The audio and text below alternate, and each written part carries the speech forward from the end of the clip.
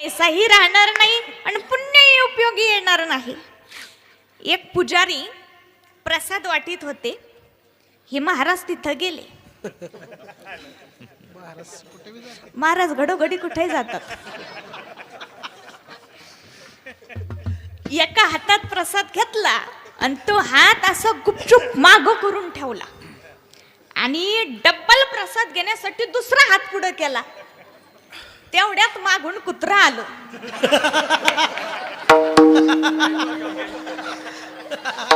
आणि मागच्या हातावरचा प्रसाद खाऊन घेतला आणि पुढं पुजाऱ्याच्या डब्यातला प्रसाद संपला. मग यांनी हळूच मागचा हात पुढं करून पाहिला. पाहतात तो काहीच नाही. आहो महाराज, खाल्ला कुत्र्याने. हीच गत होणार. पैसा पैसा पैसा पैसा करतात, शेवटी पैसाही राहणार नाही.